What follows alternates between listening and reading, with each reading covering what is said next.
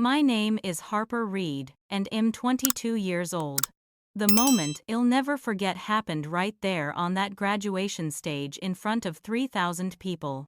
I'd just received my diploma from the University of Texas at Austin, my hands still shaking with pride, when my father walked up during the ceremony and handed me an envelope. I thought it was a congratulations card.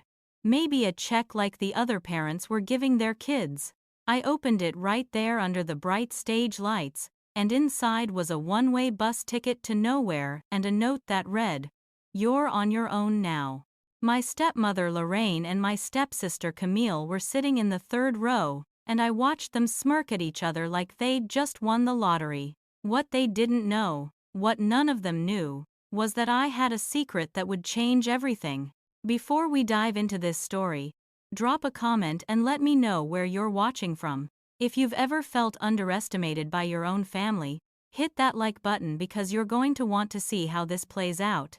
Make sure to subscribe and turn on notifications because what happens next is going to blow your mind. Trust me, this story gets wild. To understand how I ended up standing on that stage holding a bus ticket instead of being celebrated like every other graduate, you need to know how my family fell apart. My mother died when I was 8 years old in a car accident on a rainy Tuesday afternoon. She was the center of my world, the person who read me bedtime stories and taught me that kindness was strength. When she died, I thought my father and I would grow closer, that we'd hold on to each other through the grief. Instead, within a year, he married Lorraine, a woman had met at some business conference in Dallas. Lorraine came with a daughter named Camille who was exactly my age, and suddenly I went from being an only child in a grieving household to sharing space with two strangers who looked at me like I was the intruder in my own home. My father, Preston Reid, was a successful real estate developer who'd built a small empire buying and flipping commercial properties across Texas. We lived in a sprawling house in the hills outside Austin with a pool and a view that stretched for miles. On the surface, we looked like the perfect blended family. Preston would take photos of all four of us at company events, smiling for the cameras while his business partners congratulated him on moving forward so gracefully after tragedy. But behind closed doors, things were different. Lorraine was a master manipulator who worked slowly and carefully, like someone poisoning a well one drop at a time. She'd tell Preston that I'd been disrespectful to her when he wasn't home, that I'd called her names or refused to do chores. None of it was true, but she'd cry these perfect tears and Preston would look at me with disappointment and ask why I couldn't just accept that we were a family now. Camille played her role perfectly too. In front of Preston, she was the sweet, thoughtful daughter who always remembered to ask about his day and offer to help with dinner. But when we were alone, she was cruel in ways that left no evidence.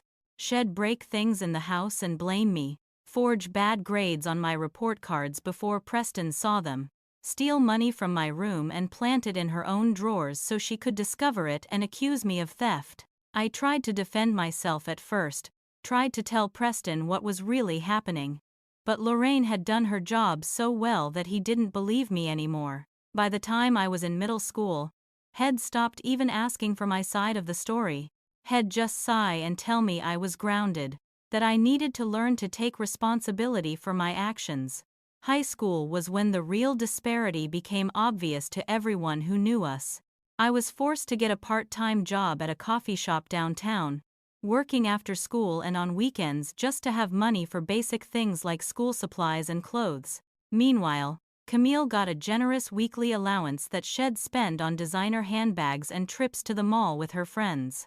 My bedroom was moved out of the main house to the converted garage, a space that wasn't properly insulated and got freezing in the winter and sweltering in the summer. Camille took over what had been my childhood bedroom, the one with the window seat where my mother used to sit with me and point out constellations. Preston said it was because Camille needed more space for her things, but I knew the truth.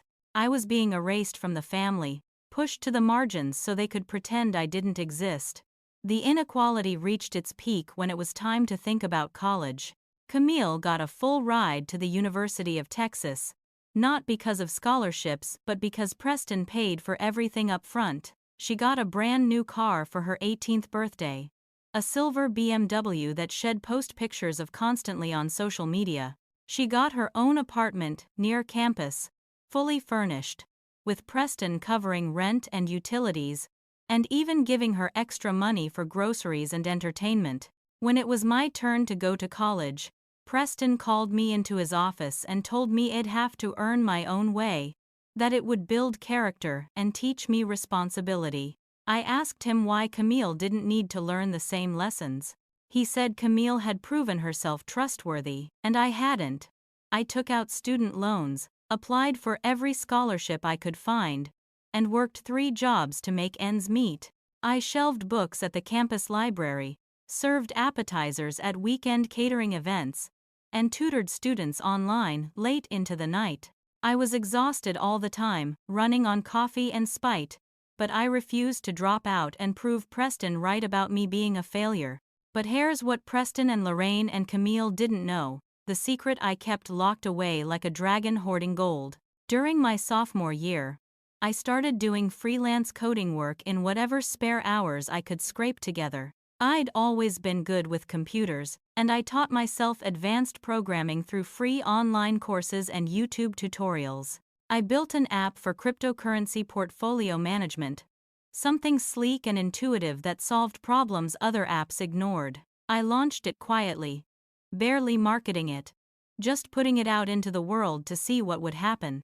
Within 6 months, a tech company out of San Francisco offered me $3 million for it. $3 million. I was 20 years old, sitting in my garage bedroom, staring at an email that would change my life forever. I sold it, and then I did something nobody expected. I kept it secret. I didn't tell my roommate, didn't tell my friends, didn't breathe a word of it to anyone in my family. I invested that money carefully, working with financial advisors I found through encrypted online consultations. I bought into tech startups, diversified into real estate and index funds, made smart choices that multiplied my wealth. By the time I walked across that graduation stage, I was worth over $500 million, and I was still living like a broke college student to see if my father would ever choose me without money being part of the equation. The bus ticket was my answer. He never would. Standing there on that stage with the bus ticket in my hand, I felt the weight of 3,000 pairs of eyes on me. The dean of students, a kind woman named Dr. Patricia Hendricks, looked confused and concerned as she stood beside me at the podium. Around me, the other graduates were whispering, nudging each other, pointing at the ticket I was holding like it was a dead animal ID found on the street. I could hear fragments of their conversations, the confusion spreading through the crowd like wildfire. Someone's mother gasped. A father in the back row stood up to get a better look. And then, Camille, my stepsister, stood up in the 3rd row right in the center where everyone could see her, and she shouted loud enough for the whole amphitheater to hear. That's what freeloaders deserve. The crowd went silent for a heartbeat, and then Lorraine stood up beside her, clutching her pearls like some southern belle in a bad movie, and added in a voice dripping with fake sorrow, "We paid for her education long enough. She needs to learn responsibility." What happened next was worse than anything I could have imagined. My father, Preston Reid, stood up in his expensive suit with his donor badge pinned to his lapel because he'd given so much money to the university that they put his name on a building. He was a big deal there, served on advisory boards, played golf with the university president. He cleared his throat and addressed the crowd like he was giving a business presentation, his voice carrying across the amphitheater with practiced ease. He told everyone that had been financially draining the family for years, that they'd given me every opportunity but had squandered all of it. He said I'd stolen money from Camille's room multiple times, that they'd tried to help me but I was ungrateful and manipulative. He actually used those words, standing there in front of my professors and classmates and their families, calling me a thief and a manipulator. He said the one-way ticket was about teaching me responsibility, about forcing me to stand on my own 2 feet for once in my life. The lies came out of his mouth so smoothly, so confidently that I could see people in the audience nodding along, believing every word, because why would a successful businessman lie about his own daughter? I stood there silent on that stage, holding my diploma in one hand and the bus ticket in the other, and I refused to defend myself. What was the point? If I tried to argue, it'd look defensive and guilty. If I cried, it'd look weak and manipulative, just like Head said. So instead, I made eye contact with Preston, really looked at him for what felt like the first time in years, and I saw no remorse there, no doubt, no flicker of paternal love or regret, just certainty that he was right and I was wrong, that I deserved this public humiliation. Dr. Hendricks tried to intervene, stepping up to the microphone to say something about this being inappropriate for a graduation ceremony. But Preston's donor status silenced her. One of the board members in the front row shook his head at her, and she stepped back, her face red with anger and helplessness. I walked to the edge of the stage slowly, taking my time, and then I paused at the microphone. The entire amphitheater held its breath. I leaned in and said just one sentence, my voice steady and clear. "Thank you for showing me exactly who you are." Then I walked off that stage with my head high, even though I felt like I was dying inside. The immediate aftermath was chaos. Students and professors who knew me, who'd worked with me in study groups or seen how hard I pushed myself, rushed up trying to comfort me. My best friend Sloane, who'd been sitting in the student section, came running down the aisle with tears streaming down her face, furious and heartbroken on my behalf. She tried to hug me, but I held myself stiff, afraid that if I let anyone touch me with kindness, I'd shatter into a million pieces right there on the lawn. Lorraine had the audacity to approach me as people were filing out, trying to hug me for appearances while photographers from the university newspaper snapped pictures. I stepped back from her so fast she stumbled, and I said loud enough for people around us to hear, "Don't ever touch me again." The look on her face was priceless, this mask of false concern slipping just enough that I could see the satisfaction underneath. But there was one moment that stuck with me, one person whose reaction was different from all the others. Glenn Fisher, my father's longtime business partner, had been sitting in the VIP section with other major donors. He was a quiet man in his 60s who'd always been kind to me when I was young, before Lorraine came into the picture. He approached me privately as I was walking toward the parking lot, away from the crowds, and he said something that made my skin prickle with awareness. He apologized for Preston's behavior, said it was inexcusable and cruel.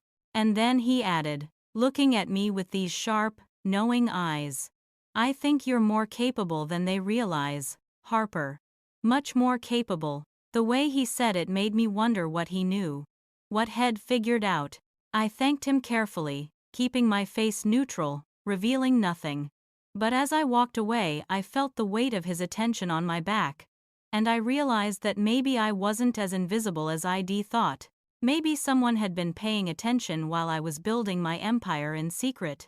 I accepted that bus ticket publicly, told Preston and Lorraine with a smile that felt like broken glass in my mouth, "I'll take this ticket. Thank you." They looked so satisfied, so certain they'd won and broken me.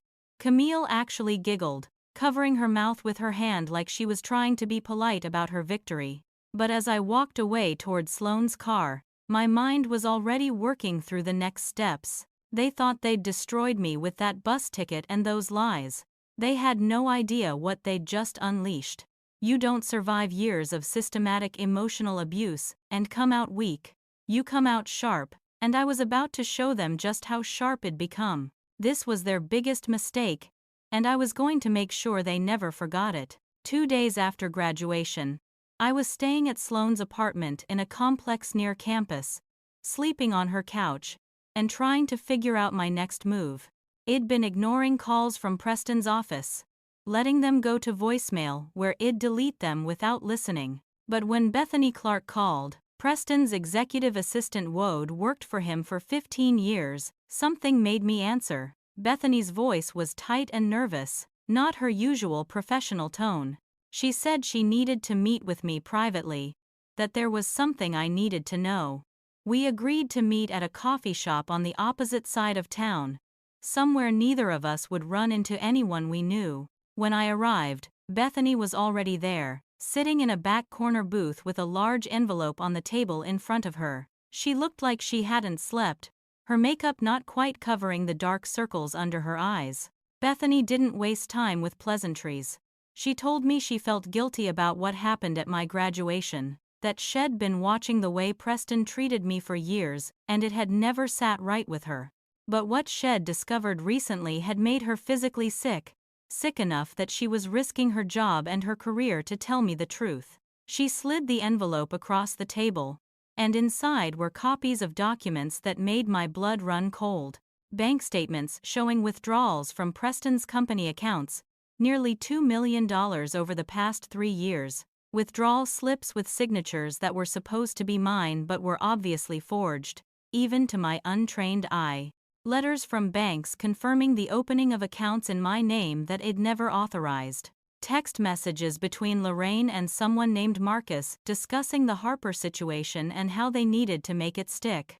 Every piece of paper was another nail in a coffin they'd been building around me for years. Bethany explained the scheme in detail, her voice getting quieter as the coffee shop filled up with mourning customers. Lorraine had been stealing from Preston's company for years, skimming money from accounts and hiding it in offshore holdings. But she was smart enough to know she needed a fall guy, someone to blame when the theft was eventually discovered. That someone was me. Lorraine had created fake bank accounts using my personal information, documents she'd stolen from my room over the years, social security cards, birth certificates, copies of my driver's license. She'd forged my signature on withdrawal slips, gotten better at it over time until the forgeries were almost perfect. The plan was elegant in its cruelty. Frame me for embezzlement, have me arrested and convicted, and then Lorraine would leave Preston with her stolen millions while he was dealing with the scandal of his criminal daughter. She'd been systematically destroying my reputation within the family for years, making sure Preston believed I was capable of theft, priming him to believe the evidence when she finally presented it. But the scheme went even deeper than I'd imagined.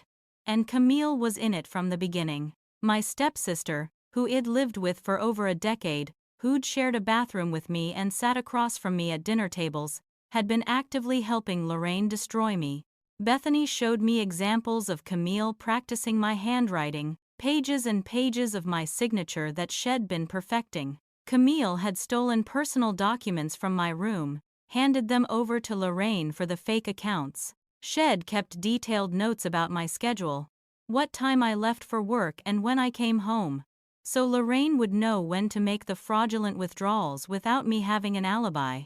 And Camille had been promised half the stolen money as her inheritance once the scheme was complete. She knew exactly what she was doing, had actively participated in planning to send me to prison, and she'd smiled in my face every single day. Bethany explained that the timing of the graduation humiliation was strategic. Lorraine wanted to get me out of the house and away from the family before she discovered the theft and called the police. The one-way bus ticket was supposed to make me look like I was fleeing, like I knew I was about to be caught. Preston had already spoken to his lawyer friend about pressing charges, had paperwork ready to file with the district attorney. They were planning to report the theft this week, probably tomorrow or the day after. Bethany had only found out because she'd walked into Preston's office unexpectedly and seen the documents spread across his desk. She'd made excuses, said she'd come back later, and then she'd snuck back after hours and made copies of everything. She could lose her job for this, could face legal consequences for taking company documents, but she told me she couldn't watch them do this to me. She had a daughter my age, she said. She couldn't live with herself if she stayed silent. I sat there looking at the evidence spread across the coffee shop table, and to Bethany I'm sure I looked devastated. My hands were shaking as I picked up each document, my eyes filling with tears that I let fall because it's what she'd expect to see. Inside, though, I felt vindicated. Vindicated and coldly, perfectly furious. I'd known my family was dysfunctional, had known they treated me unfairly, but some part of me had always wondered if maybe I was overreacting. If maybe I deserved some of it. Now I had proof in black and white that they'd been systematically planning my destruction for years. I thanked Bethany.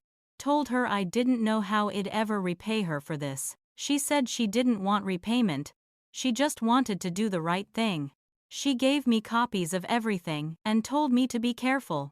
That Lorraine was more dangerous than anyone realized.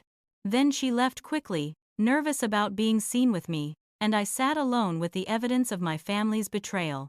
The moment I got back to Sloane's apartment, I called my private lawyer, Theodore Nash.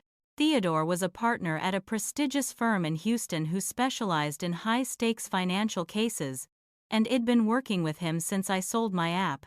He was one of only 3 people who knew the truth about my wealth, and had been helping me manage it discreetly for years.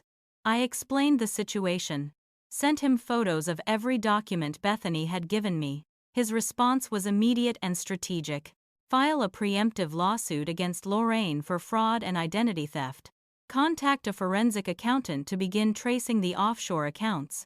Set up a meeting with the FBI Financial Crimes Unit. And most importantly, start gathering evidence of my actual financial history, my real income and expenses, to prove I had no motive to steal from Preston. Theodore said we needed to move fast, that if Preston filed charges first, it would be much harder to prove my innocence even with the evidence we had.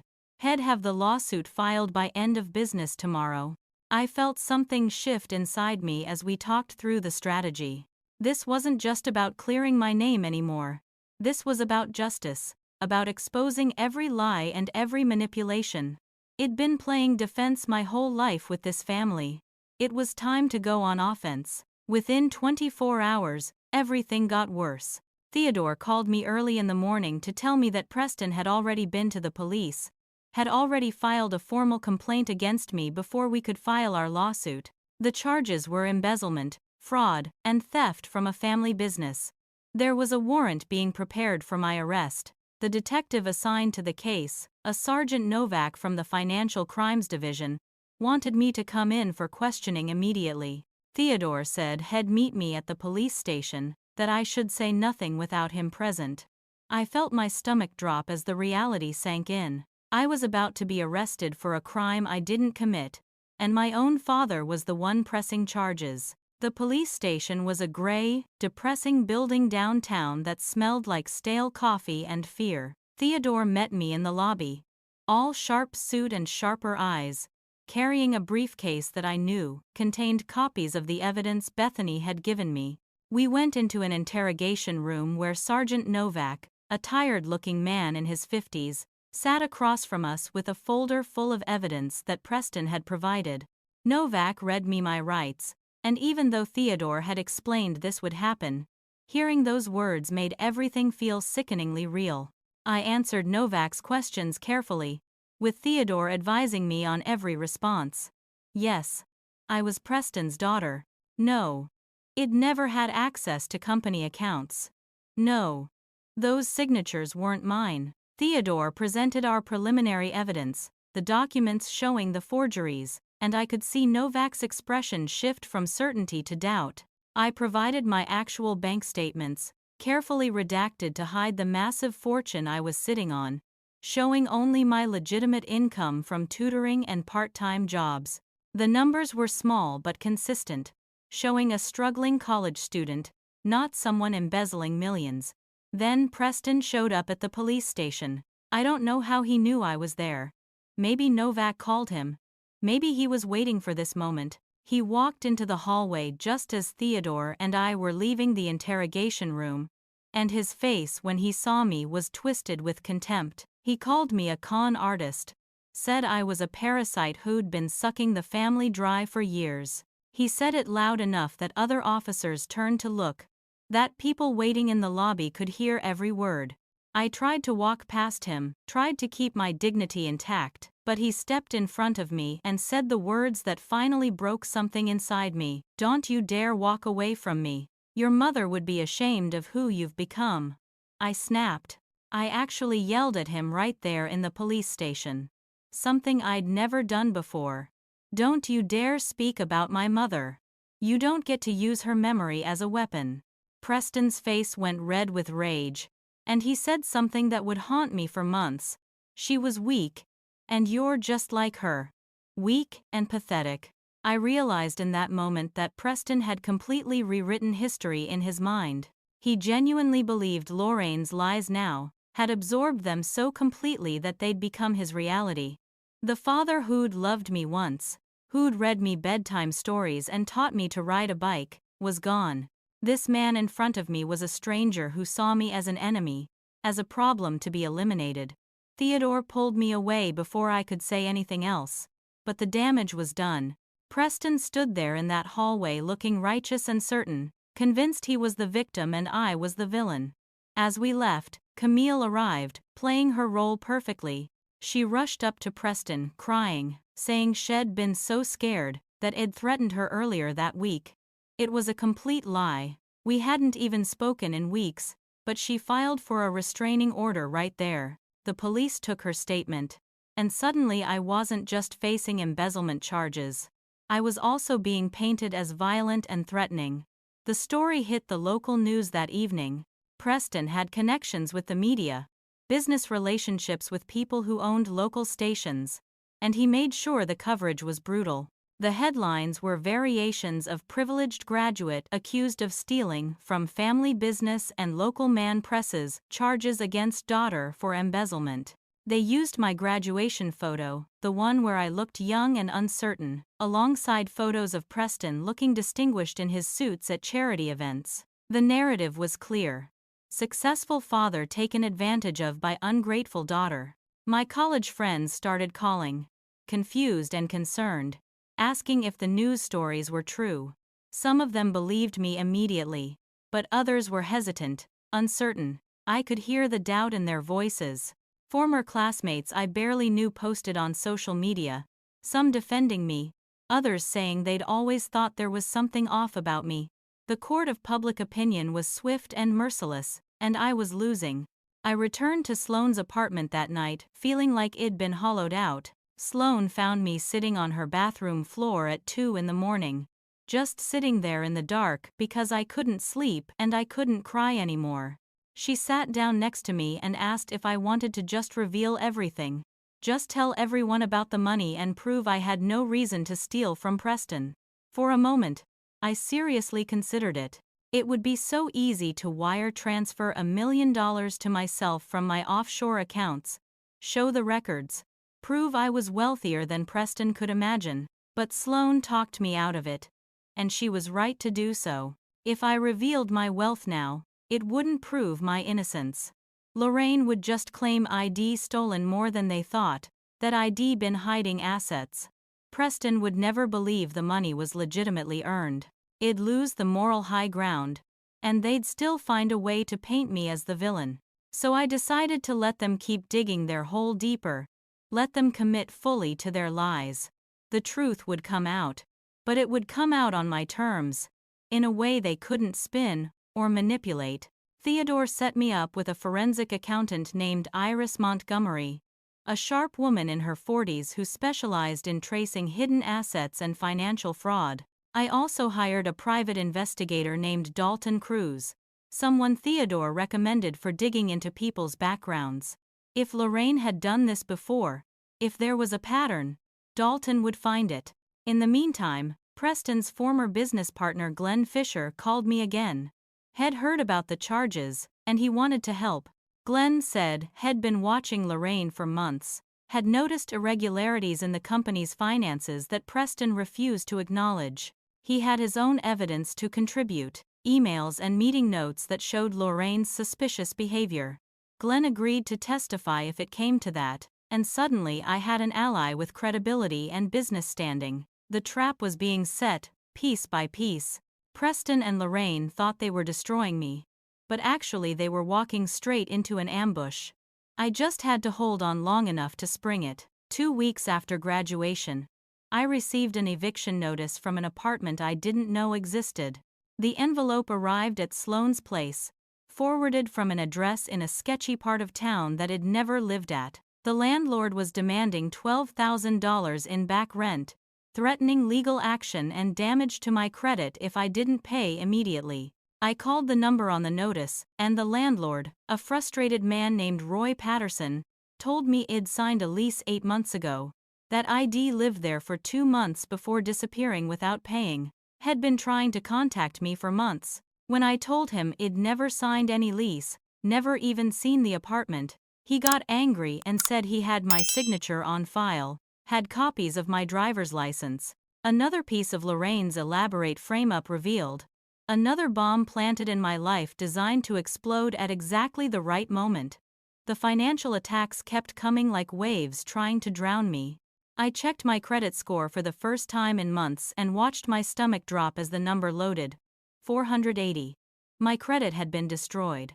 There were multiple credit cards opened in my name, all maxed out with charges for luxury items I'd never purchased. A car loan for a Mercedes I'd never driven, sitting in default for 6 months.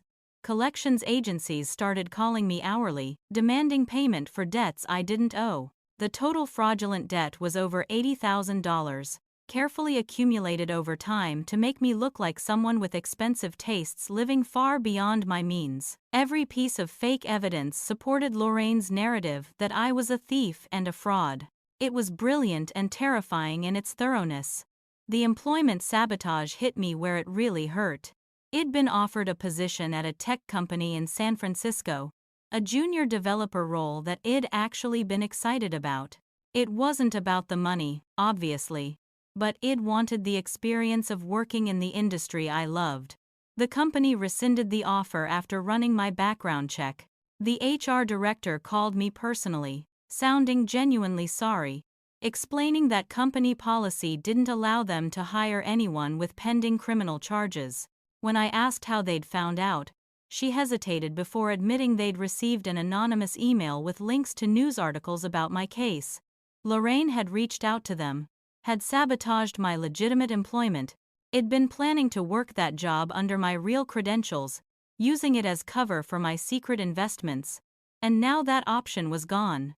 Camille's social media campaign was vicious and effective. She posted a long, emotional thread on her accounts claiming I'd been abusive to her throughout our childhood. She manufactured screenshots of text conversations we'd never had, messages where I supposedly threatened her and called her horrible names. She tagged mutual friends and family members, making sure everyone in our social circle saw her accusations. The post went viral in our local community, shared hundreds of times, with people commenting about what a monster I was. Some of my own classmates shared it, adding their own comments about how they'd always thought something was off about me. Camille played the victim perfectly, posting tearful selfies and accepting sympathy from hundreds of people who had no idea they were being manipulated. Preston's legal demands escalated beyond the criminal charges.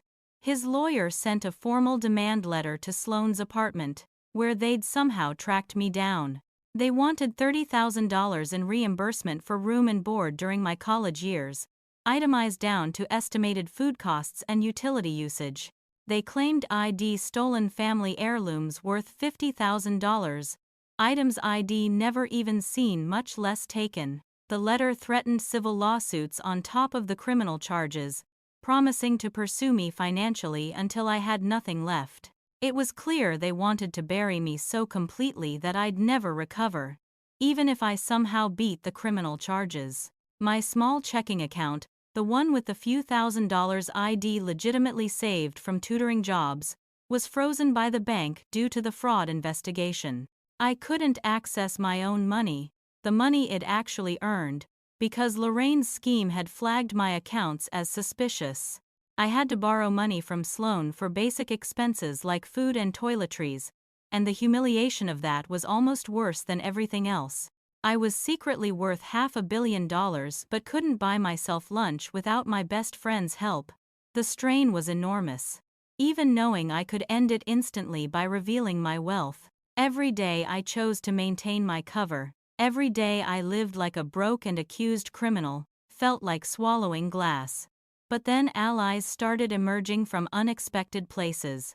Bethany, Preston's assistant, quit her job in the middle of the chaos, She called me to explain she couldn't keep working for Preston after what she'd seen. Couldn't watch him destroy his daughter while Lorraine pulled the strings. She brought me additional evidence she'd collected before leaving.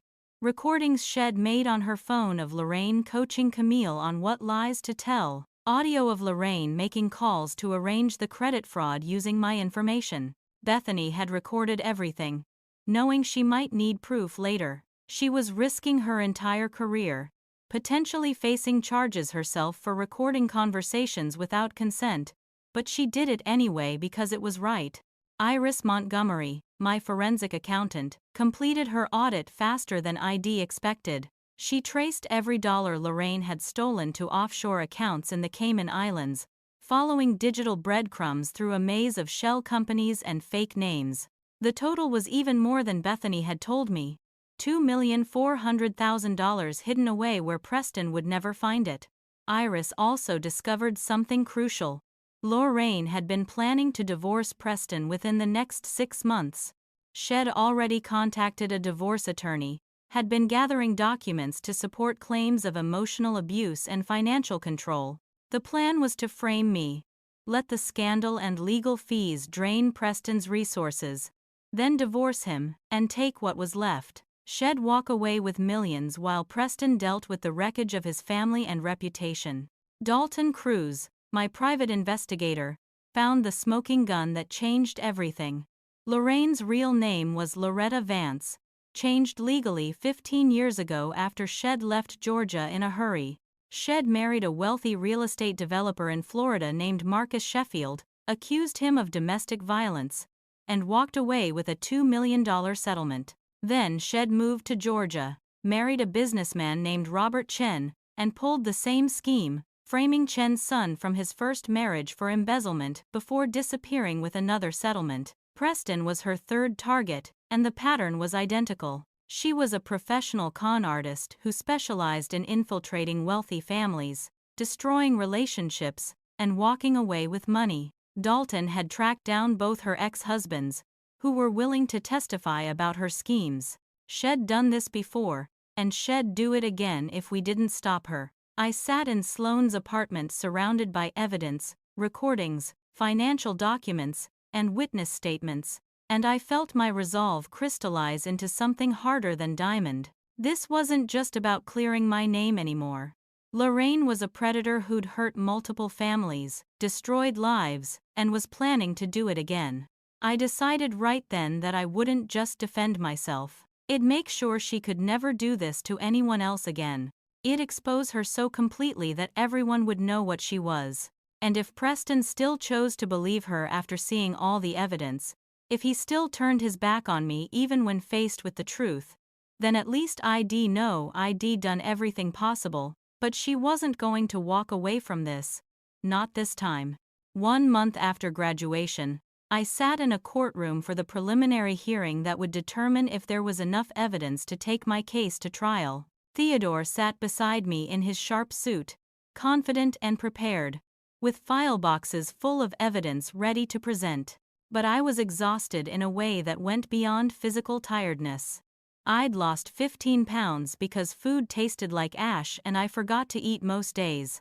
I wasn't sleeping more than 3 or 4 hours a night, kept waking up with my heart racing and my mind replaying every horrible thing Preston had said to me. Sloane was worried enough that she'd started sleeping on the floor next to the couch where I stayed, like she was afraid I'd disappear in the night. Her parents had suggested I just pay Preston and Lorraine off, give them money to make them go away, and part of me wondered if they were right. Maybe I was being stubborn for no reason. Maybe revenge wasn't worth this pain. The toll on my health was visible to everyone who saw me.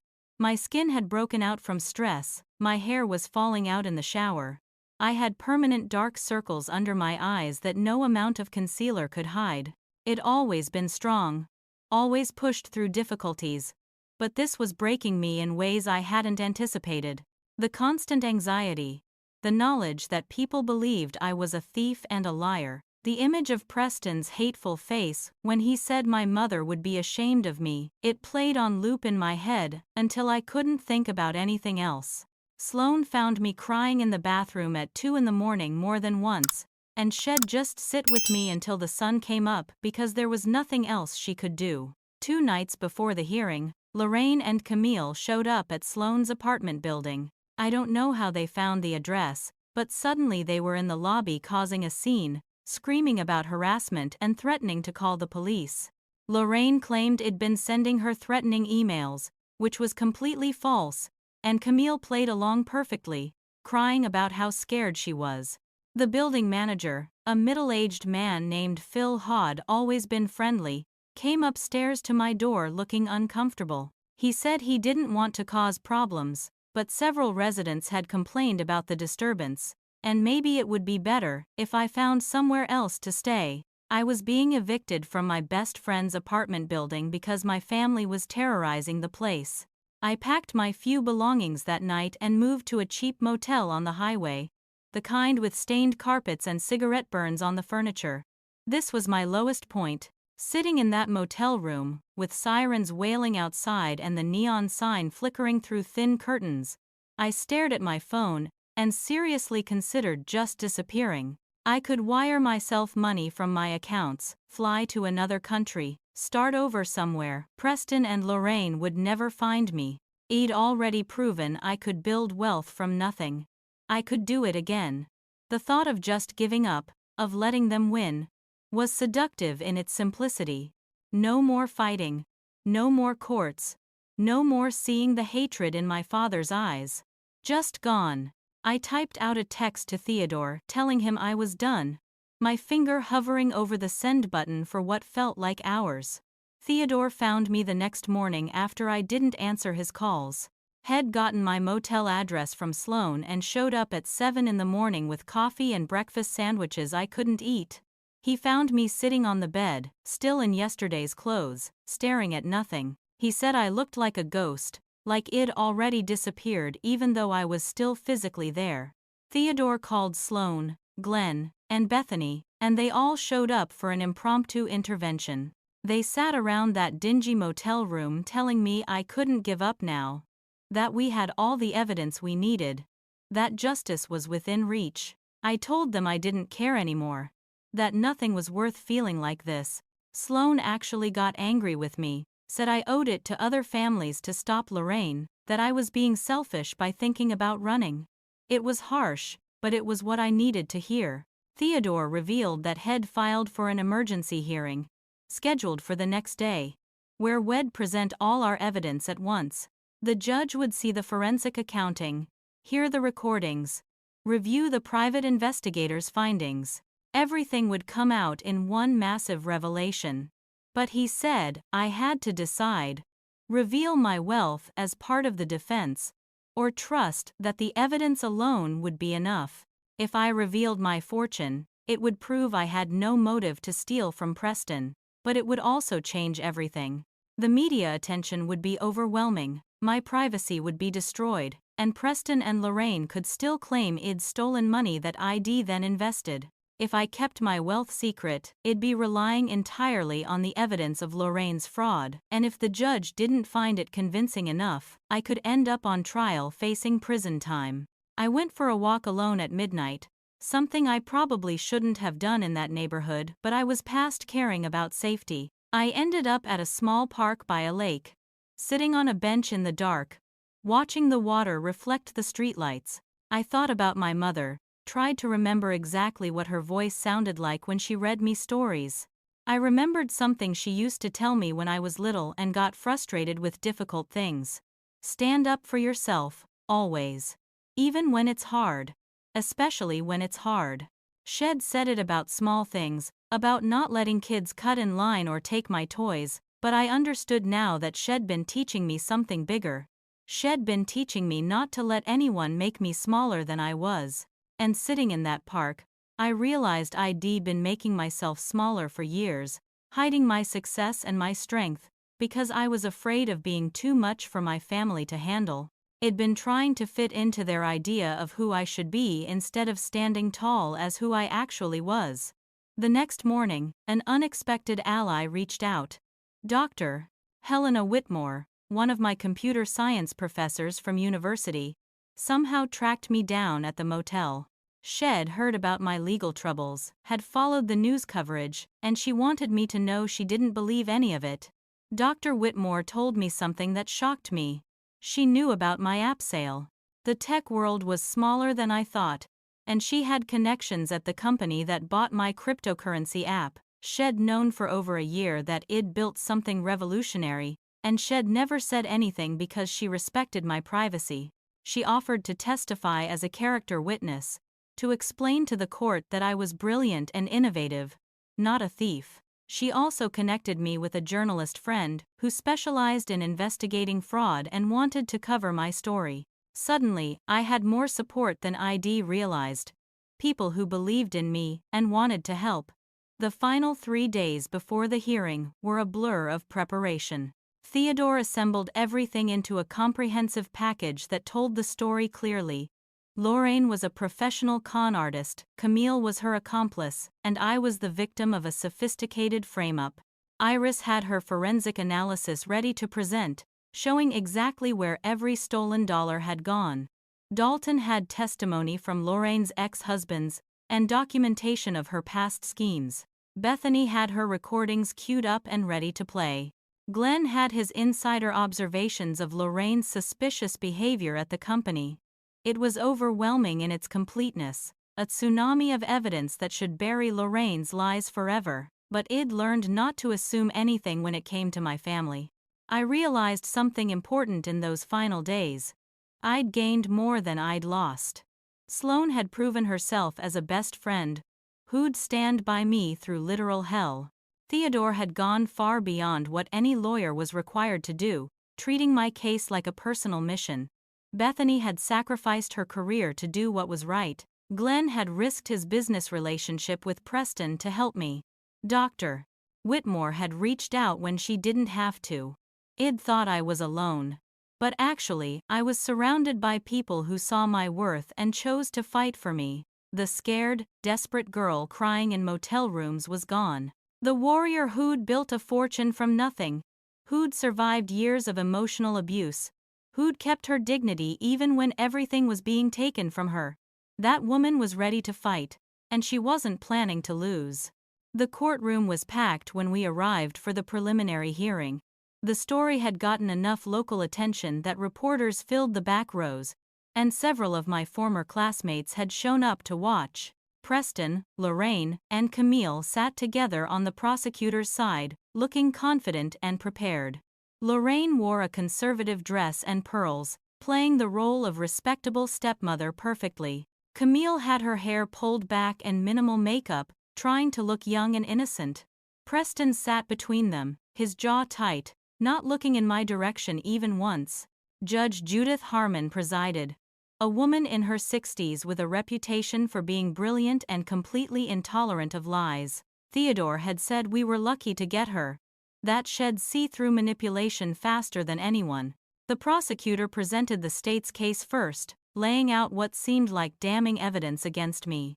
He showed the forged withdrawal slips with signatures that looked remarkably like mine. Bank statements showing transfers to accounts supposedly in my name, and documentation of the offshore holdings where the money had ended up. Preston took the stand and testified about my expensive lifestyle in college, claiming I'd always worn designer clothes and driven a new car. Complete lies that he delivered with absolute conviction. Camille testified next, crying as she described how I'd bragged about having access to money, how I'd talked about stealing from the family business. Her performance was Oscar-worthy, all trembling voice and dabbing at tears with a tissue. Lorraine was last, weeping on the stand about how Shed tried so hard to be a good stepmother, how Shed given me every advantage, how heartbroken she was that I'd betrayed the family this way. Then it was Theodore's turn, and he started with Iris Montgomery, the forensic accountant.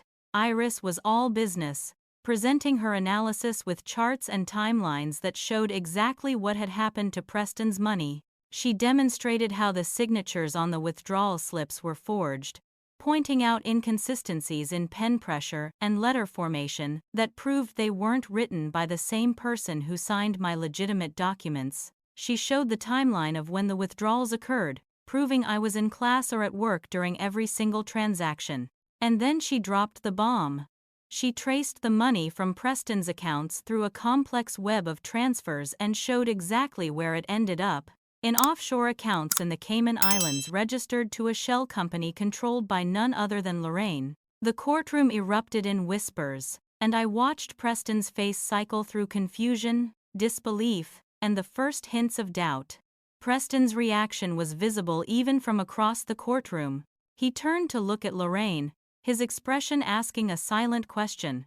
Lorraine grabbed his hand and leaned in to whisper urgently.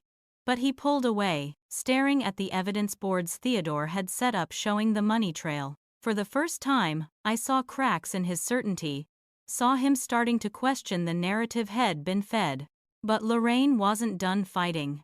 She stood up in her seat and shouted that the evidence was fabricated, that Wed doctored documents to frame her. Judge Harmon slammed her gavel and told Lorraine to sit down or be removed from the courtroom. The judge's face was stern as she studied the forensic analysis, and I could see her making mental calculations, following the money trail with sharp intelligence. Bethany took the stand next, and she was visibly nervous, her hands shaking as she swore her oath. But when Theodore asked her to explain what she knew, her voice steadied and she told the truth clearly and directly. She described overhearing Lorraine on phone calls arranging the fake accounts, watching Lorraine practice forging my signature in Preston's office when she thought no one was looking, finding documents that proved Lorraine had been planning this scheme for over a year. And then Theodore played the recordings. Bethany had used her phone to record Lorraine's conversations, and the audio quality was perfect. Lorraine's voice came through the courtroom speakers, cold and calculating, discussing with someone named Marcus about how to make sure Preston blames Harper and get her out of the house before we move forward with the divorce.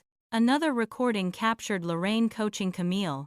Make sure you cry when you tell them she threatened you. Scared tears, not angry ones. And remember, you're protecting your stepfather from his dangerous daughter. The courtroom went absolutely silent as the recordings played. You could have heard a pin drop. Every word was clear, every manipulation exposed. I watched the color drain from Preston's face as he heard Lorraine mention divorce, heard her discuss taking his money and leaving him with nothing. Camille's face went from fake concern to genuine panic as she realized the recordings existed, that her lies were about to be revealed for everyone to hear. Lorraine started screaming that the recordings were edited, that they were fake, that Wed hired actors to frame her. She stood up again, and this time Judge Harmon ordered the bailiff to escort her from the courtroom. Lorraine fought, actually tried to run for the exit, and it took 2 bailiffs to restrain her while she shrieked about injustice and conspiracies. It was the ugliest scene I'd ever witnessed, and it was all happening because her carefully constructed lies were falling apart.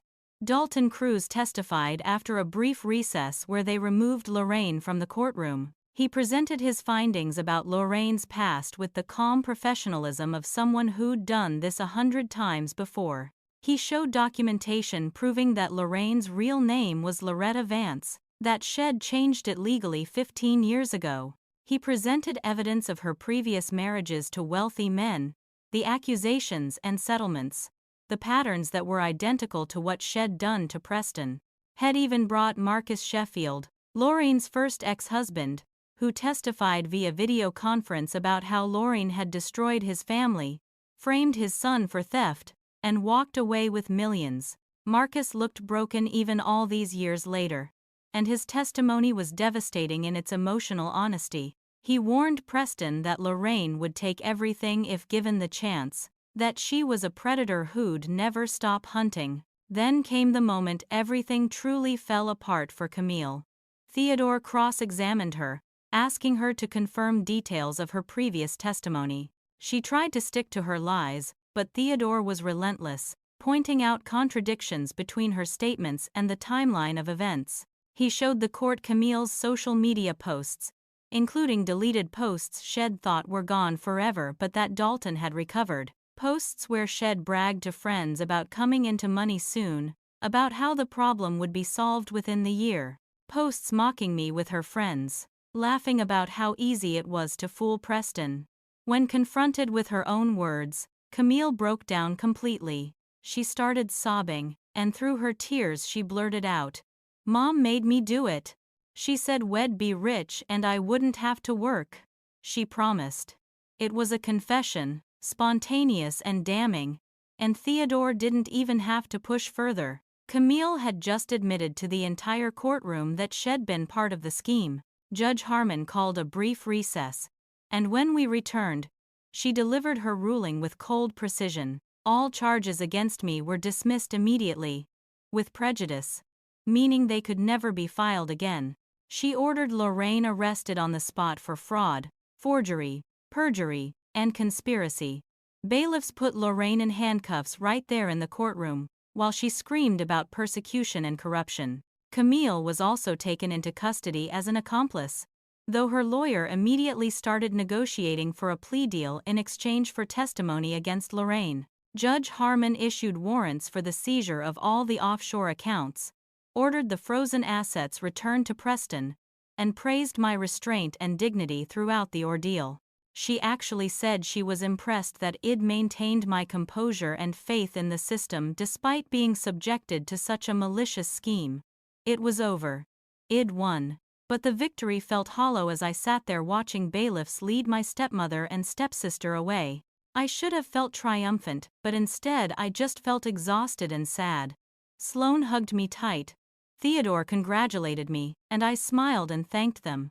But inside I was numb. Preston tried to approach me as people filed out of the courtroom. He looked like he'd aged 10 years in the past hour, his face gray and drawn.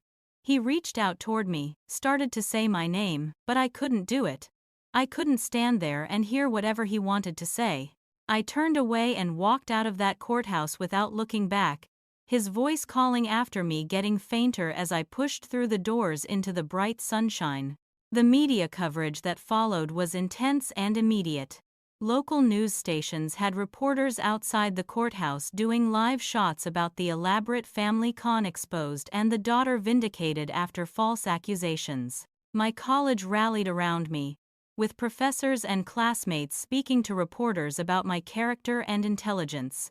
Dr. Whitmore gave an interview where she explained that I was one of the most brilliant students she'd ever taught. That anyone who knew me knew the accusations were impossible. Social media exploded with support, people sharing my story and condemning what had been done to me. The same platforms that had turned on me weeks earlier were now praising my strength and resilience. Public opinion shifted completely, but I found I didn't care as much as I thought I would. The people who mattered had believed in me all along, but this wasn't complete victory yet. Preston still didn't know about my wealth, still had no idea that the daughter he'd thrown away was richer than he'd ever be. Our relationship was shattered into so many pieces I didn't know if they could ever be reassembled. I felt vindicated but empty, like I'd won the battle but lost something more important in the process. As I left the courthouse with Sloane and Theodore, I wondered if proving I was innocent was enough, or if I needed something more. I needed Preston to truly understand what he'd done, to face the magnitude of his betrayal, and I needed to decide if I could ever forgive him for choosing to believe the worst about me, for not loving me enough to give me the benefit of the doubt. The legal fight was over, but the emotional one had just begun. 2 days after the hearing, reality crashed down on Preston in the form of business collapse. With Lorraine's embezzlement exposed, his company's finances were in shambles. She'd stolen far more than the $2.4 million we'd uncovered initially, nearly $5 million when everything was totaled up. Company accounts were almost empty. Credible was destroyed with vendors and banks, and employees were at risk of not getting paid. Preston's reputation in the business community, built over decades, was imploding as news of the scandal spread. People he'd considered friends were distancing themselves, investors were pulling out, and several major deals fell through overnight. The man who'd seemed so powerful and successful was facing bankruptcy and complete ruin.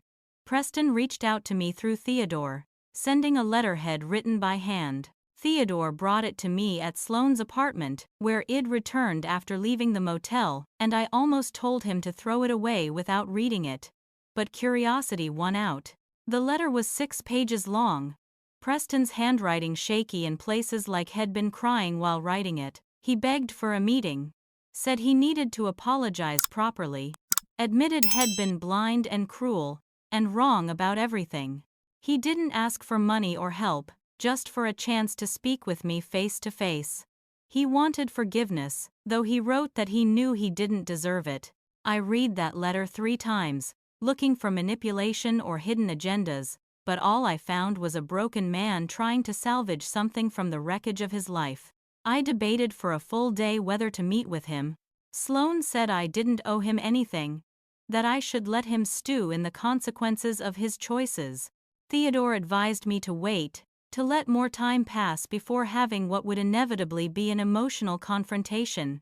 But I couldn't stop thinking about my mother, about what she would want me to do.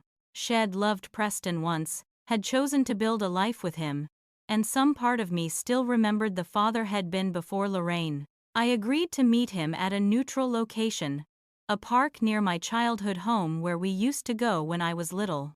There was a pond where we'd feed ducks together, and a specific bench where my mother used to sit and read while Preston pushed me on the swings. I brought Sloane with me for support, needing someone there to keep me grounded. Preston arrived looking like a shell of himself. He'd lost weight, his expensive suit hung loose on his frame, and his hair had gone noticeably grayer in just the weeks since graduation. He walked slowly to the bench where I sat, and I could see he was trying not to cry.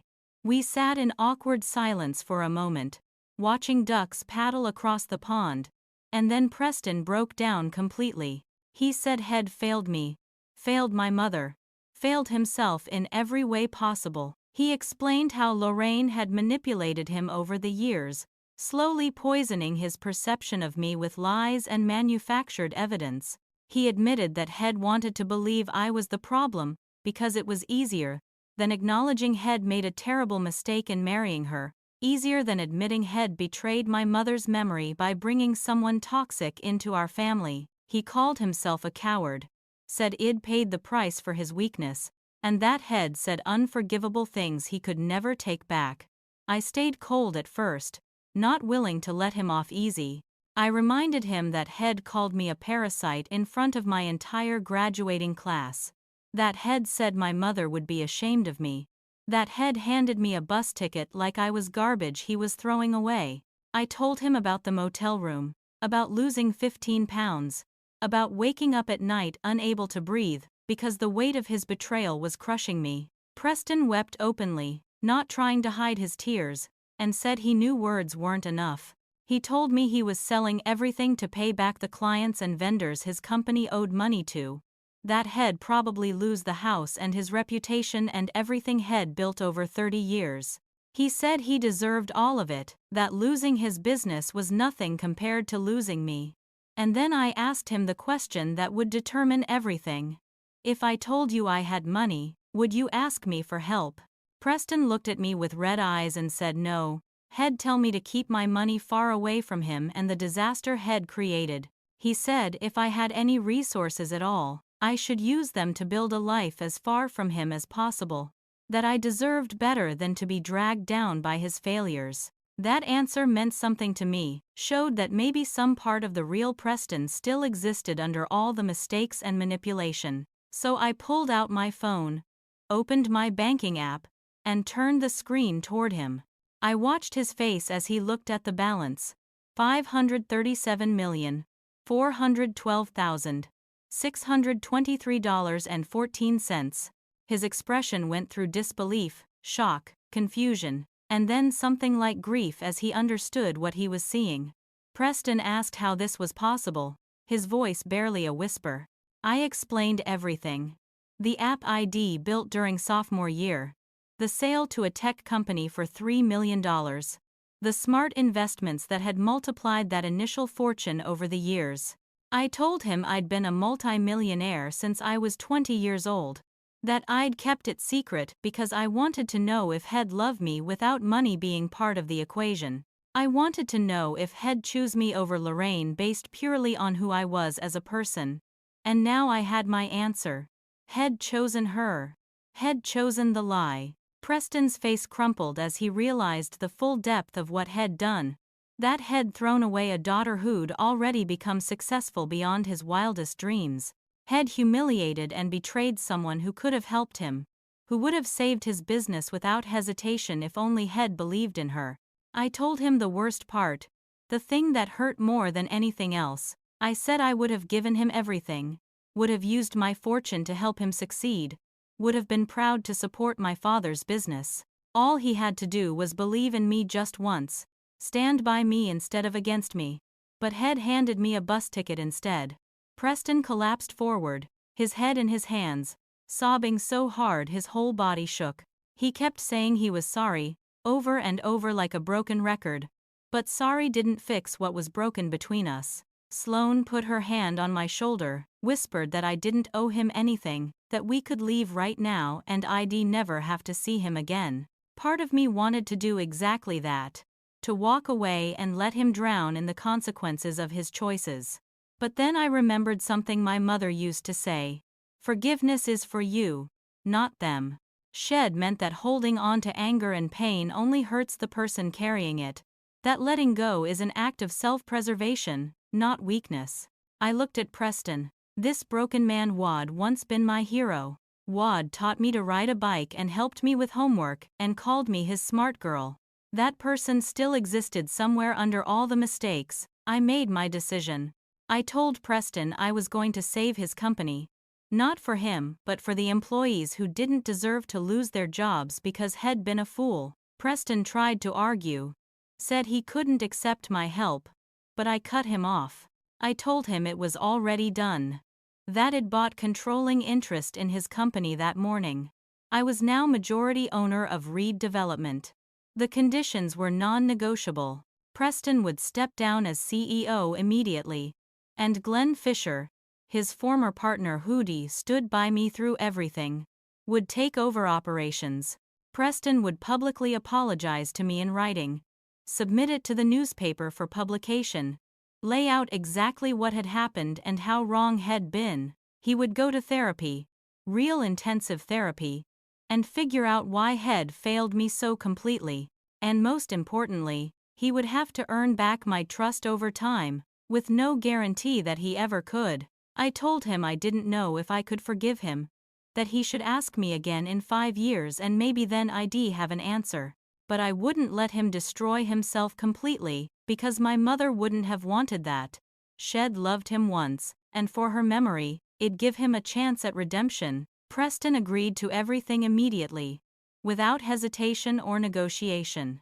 He asked me if I could ever forgive him, his voice breaking on the words. I stood up from the bench, ready to leave, and told him honestly that I didn't know. But I was giving him the chance to try. He asked what would happen now, and I told him. Now I live my life. The one he tried to throw away. And he lives with what he's done. I walked away from that park without looking back, even though I could hear him crying behind me. It was one of the hardest things I'd ever done, leaving him there, but it was also necessary. I'd saved him from complete destruction, but I couldn't heal him. That work was his alone. The aftermath came quickly. Lorraine was denied bail as a flight risk, held in county jail awaiting trial on multiple felony charges. Camille cooperated with prosecutors, agreeing to testify against her mother in exchange for reduced charges. She'd end up with probation and restitution rather than serious prison time. But her reputation was destroyed. Everyone in her social circle abandoned her, her social media followers disappeared. And she had to move back in with relatives from Lorraine's side of the family who barely knew her. Civil suits were filed to recover every penny Lorraine had stolen, and her assets were frozen. The life Shed built on manipulation and lies was gone completely. The story went national within a week. Secret multimillionaire vindicated after family frames. Her was picked up by major news networks, and suddenly, I was being called an inspiration. Interview requests flooded in from talk shows, magazines, podcasts, everyone wanting to hear my story directly. I turned down most of them, not interested in becoming a public figure or making my trauma into entertainment. I gave one carefully controlled interview to a respected journalist Theodore recommended, telling my story on my own terms, and let that be enough. The attention was overwhelming and unwanted, but at least the truth was out there. I felt bittersweet about the victory ID won. ID saved my father from complete ruin, but our relationship was shattered beyond easy repair. I had more money than I could spend in 10 lifetimes, but it hadn't brought me the thing I wanted most: family. I realized that wealth was a tool, nothing more. It had given me the resources to protect myself and prove the truth, but it hadn't made Lorraine into a decent person or Preston into a better father. Money had never been the problem or the solution. The problem was people who valued the wrong things, who chose convenience over truth and selfishness over love. As I left that park, I felt both powerful and profoundly sad, aware that I'd won the battle but lost something precious in the process. 6 months passed, and in that time I built a completely new life. I moved to Seattle, choosing the Pacific Northwest for its beauty and distance from Texas. I bought a stunning apartment overlooking Puget Sound, finally using my wealth for myself instead of hiding it. The place had floor-to-ceiling windows, modern furnishings, and enough space that I didn't feel cramped or trapped. I took a position at a tech startup I'd secretly invested in years earlier, working as a senior developer under my real credentials. I didn't need the job for money, but I needed it for purpose, for the satisfaction of creating something with my hands and mind. My coworkers had no idea I was a major investor in the company, and I liked it that way. The healing journey was harder than I'd expected. I started seeing a therapist named Dr. Naomi Chen twice a week, working through the trauma of betrayal and the complicated emotions surrounding my family. Dr. Chen helped me understand that my response to everything had been both survival and a test, that I'd been protecting myself while also hoping desperately to be chosen. She taught me that my worth wasn't determined by Preston's ability to see it, that I'd always been valuable regardless of his recognition. The work was painful and necessary, slowly processing years of emotional abuse and learning to trust people again. I'd built walls around myself so high that even people who cared about me couldn't reach me, and I had to learn to let those walls come down safely. Dating felt impossible at first, but eventually I met someone who made it feel possible. Felix Rodriguez was a software engineer at a different company, someone I met at a tech conference who had no idea who I was or what I'd been through. He was kind and funny and brilliant in his own right, and we started seeing each other casually. I didn't tell him about my money for the first 3 months, terrified that it would change things between us. When I finally did, his response was to shrug and say it was cool that I was successful, then ask if I wanted to get pizza. His lack of interest in my wealth was more attractive than anything else could have been. We took things slow, building trust gradually, and for the first time in my life, I felt like someone liked me for exactly who I was. Preston sent letters and emails weekly, respectful and careful, never demanding anything. I ignored them for the first 4 months, not ready to engage with him at all. Dr. Chen suggested that when I was ready, responding might give me closure. So eventually, I sent a brief email. "I'm not ready yet, but I'm working on it." Preston wrote back immediately, thanking me for even that small communication, saying he'd wait as long as it took and asking nothing more. He was in intensive therapy 3 times a week, had joined a support group for people who'd been manipulated by partners, and was working his way up from an entry-level position at his former company. Glenn reported that Preston was humble and hardworking, actually learning the business from the ground up instead of just directing from the top. It was something, though I didn't know if it was enough. Sloane moved to Seattle with me, and we became roommates again in my new apartment. I paid the full rent, but told her I was getting help from investments, carefully maintaining some boundaries around the full truth of my wealth. Sloane knew about most of it now, had figured out that my fortune was bigger than I'd initially revealed, but she never treated me differently. She got a job at a nonprofit doing communications work, something she was passionate about, and we fell into an easy routine of dinner together most nights and weekend adventures exploring the Pacific Northwest. She told me regularly that I was the strongest person she knew, and I was starting to believe her. The transformation of Preston's company under Glenn's leadership was remarkable. Within 5 months, Reid Development was profitable again, even thriving. Glenn had cleaned house, getting rid of corrupt managers Lorraine had installed, and brought in fresh talent. The employees who'd been terrified of losing their jobs got raises and better benefits. Preston worked there in a junior project manager role, having to prove himself just like any other employee. He sent me quarterly reports unprompted, showing me how the company was recovering, how the people it'd saved were doing well. I never responded to those reports, but I read every word.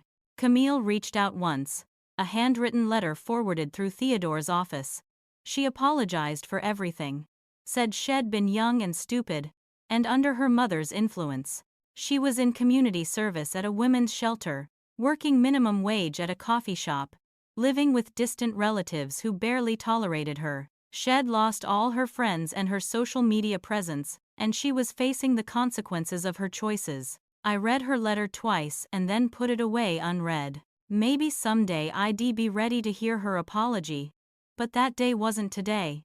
She'd participated willingly in trying to destroy me, and sorry wasn't enough to fix that. Lorraine was convicted on all charges and sentenced to 8 years in federal prison. The trial had been quick once Camille testified against her, laying out the entire scheme in detail. Lorraine would serve at least 6 years before being eligible for parole, and she'd have to repay every dollar she'd stolen plus penalties. Her previous victims came forward during sentencing, including Marcus Sheffield, who gave emotional testimony about how Lorraine had destroyed his family. The judge called her a danger to society and a calculating predator, and I felt something release in my chest as the sentence was read. She couldn't hurt anyone else for a long time. I found my new purpose 6 months after moving to Seattle. I started a foundation called Second Chance Rising, dedicated to helping young people escape abusive family situations. We provided scholarships, housing assistance, legal help, and therapy for people aged 18 to 30 who were trying to build lives after family trauma. I operated it anonymously at first, funding it quietly through my investment accounts, but eventually I went public as the founder. The announcement got media attention, and I did a series of interviews explaining that no one should have to prove their worth to people who refused to see it. The foundation helped hundreds of people in its first year, and reading their thank you letters made everything I'd gone through feel worth it. My professional life flourished in ways I hadn't expected. I developed a new app focused on financial literacy for people rebuilding after fraud or abuse, something that grew directly from my experience. The app was free to use and provided resources for understanding credit, dealing with collections, agencies, and rebuilding financial security. It was downloaded over 1 million times in the first 6 months and helped countless people navigate situations similar to what I'd faced. Forbes featured me in their 30 Under 30 list, and I did interviews about resilience and overcoming adversity. I talked about being defined by your choices rather than your circumstances, about standing up even when everything tries to knock you down. Personally, I evolved into someone I barely recognized from the scared girl at graduation. I understood now that I wasn't defined by Preston's betrayal, or by my wealth, or by being a victim. I was defined by how I'd responded to everything, by the choices I'd made to stand up rather than disappear. My mother's words came back to me often. Stand up for yourself, always. I'd done that. I'd stood up against overwhelming odds and I'd won, not because I had money but because I refused to accept the lies. The money had been a tool, but strength had been the real weapon. I returned to Texas for Thanksgiving, the first time I'd been back since moving to Seattle. I agreed to have coffee with Preston, just the two of us, at a quiet cafe near the park where we'd had our confrontation. The meeting was awkward at first. neither of us knowing quite what to say. We made small talk about Seattle and the weather, dancing around the real conversation. Then Preston said something that surprised me. "I'm proud of who you've become, Harper. Despite me, not because of me." I told him honestly that I'd become this person because of everything, including the bad parts. The betrayal had taught me who I really was, had forced me to find strength I didn't know I had. We talked for 3 hours that afternoon, the longest conversation we'd had in years. Preston shared what he'd learned in therapy about family patterns, how his own father had shown him conditional love based on achievement rather than existence. He'd repeated those patterns with me without realizing it, measuring my worth by external markers rather than seeing me as inherently valuable. He took full responsibility, didn't make excuses, just acknowledged the damage he'd done. I shared parts of my journey too, told him about the foundation and the app and the work I was doing. We didn't fix everything that day, didn't suddenly become a happy father and daughter again, but we saw each other as human beings, flawed and trying, and that was something. As I prepared to leave, I told Preston the most important lesson I'd learned through everything. I said, "You know what I figured out? Money didn't save me. It didn't make you love me or Lorraine treat me better, but it gave me the power to save myself. And more importantly, I learned I never needed your validation to know my worth." Preston's eyes filled with tears and he said he wished he'd taught me that himself, that he'd shown me I was valuable just for being his daughter. I told him maybe someday we could build something new, but it would take time. He said he'd wait as long as necessary, that he understood there were no shortcuts to earning back trust. We parted with a brief, awkward hug, and I flew back to Seattle feeling lighter than I had in months. I called Sloan from the airport and told her I thought I was going to be okay. She laughed and said I was always going to be okay, that I was Harper Reid and I'd survived things that would have broken other people. That night I sat in my apartment overlooking the water, Felix beside me working on his laptop, and I felt something I hadn't felt in years. Peace. Not happiness exactly. Not yet. But the possibility of happiness. The knowledge that I'd built a life on my own terms, that I'd stood up when everything tried to knock me down, and I was still standing. The broader impact of my story continued to ripple outward in ways I couldn't have predicted. People reached out constantly, sharing their own stories of family betrayal and asking for advice. I tried to respond personally when I could, offering what wisdom I'd gained. My foundation grew rapidly, helping more people every month escape situations similar to mine. I received letters weekly from young people telling me it'd given them hope, that seeing me survive made them believe they could too. I realized my pain had purpose, that everything it endured could be transformed into help for others. One morning, a young woman came to my foundation office for her intake appointment. She was 23, escaping a toxic family situation where her stepfather controlled all her finances and her mother sided with him over her. As I sat with her, I saw myself in her frightened eyes and determined jaw. She asked me how I'd stayed strong through everything, and I told her the truth. I didn't. I broke many times, cried in motel rooms, almost gave up completely. But I got back up every time. And so would she. As I worked with this young woman, helping her create a safety plan and access resources, I found myself narrating my thoughts in my head like I was telling someone the ending of my story. My father gave me a one-way ticket and thought it was an ending, but he didn't know it was the beginning of my real life. The life where I defined my own worth instead of waiting for his approval. The life where I stood up for myself even when it cost me everything. The life where I learned that money didn't make me strong, surviving did. They tried to destroy me, tried to frame me and break me and throw me away. Instead, they freed me. They forced me to find my own strength, build my own empire, become my own hero.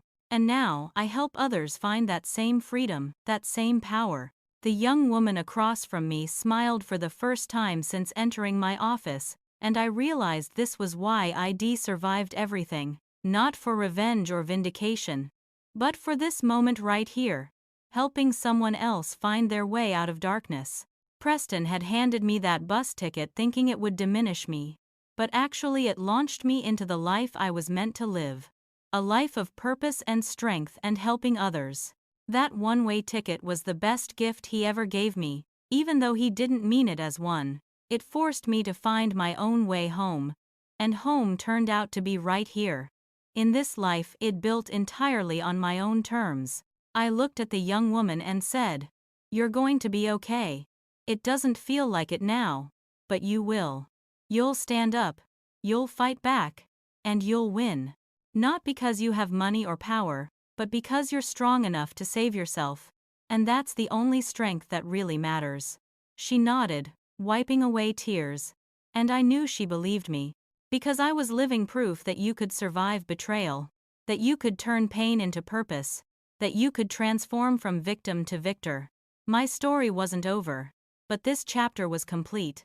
I'd forgiven just enough to move forward, held on to just enough anger to stay sharp, and built a life that was entirely my own. And that was enough. Now I want to hear from you. Have you ever been underestimated or betrayed by someone who should have believed in you? Drop your story in the comments below because you're not alone, and your experience matters. If this story resonated with you, hit that like button and share it with someone who needs to hear that they're stronger than their circumstances. Subscribe to the channel and turn on notifications because I share stories like this regularly. Real experiences of people who stood up when everything tried to knock them down. And remember, your worth isn't determined by whether others can see it. You're valuable because you exist, because you keep fighting, because you refuse to let anyone else write your story. Thank you for being here, for listening, and for believing that survival is possible. I wish you strength in your own battles, peace in your healing, and the courage to stand up for yourself always. Take care of yourselves, and I'll see you in the next story.